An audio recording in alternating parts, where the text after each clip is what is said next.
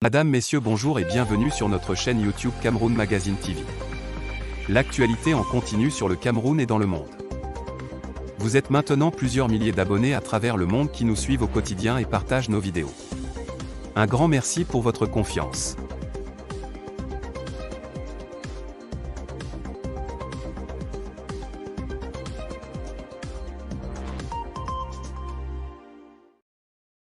Abonnez-vous et cliquez aussi sur la petite cloche de notification pour ne rien rater de nos prochaines vidéos.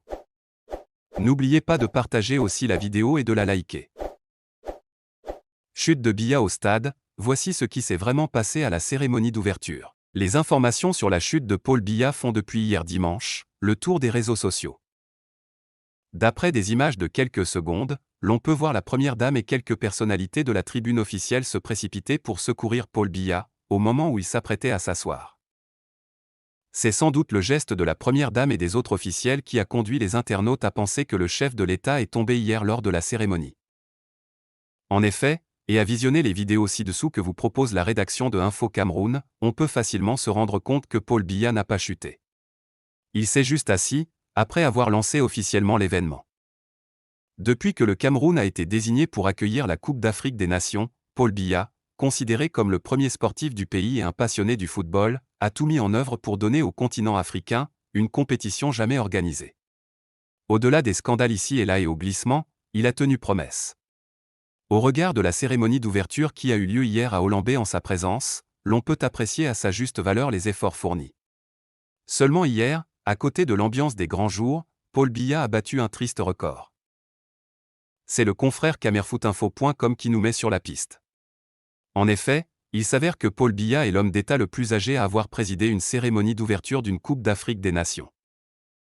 Aux côtés de Gianni Infantino et de plusieurs autres personnalités de la République ainsi que le président des îles Comores, le chef de l'État a présidé la cérémonie d'ouverture et surtout accompagné de son épouse.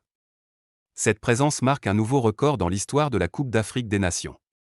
En effet, âgé de 88 ans, Paul Biya est le plus vieil homme d'État à présider la cérémonie d'ouverture d'une Coupe d'Afrique des Nations depuis sa création. Un record de longévité impressionnant d'un homme qui avait dit « Ne dure pas au pouvoir qui veut, mais qui peut ». J'ai été élu par mon peuple qui me fait confiance, a souligné le confrère. Ce n'est pas d'ailleurs étonnant. Paul Biya est l'homme des records. Il vient de battre un autre, qu'il aurait bien voulu ne pas accrocher à son palmarès. Ce record établi risque de durer un peu. N'oubliez pas de vous abonner et surtout de cliquer sur la cloche de notification. Likez la vidéo si ce n'est pas déjà fait. Laissez aussi votre point de vue en commentaire.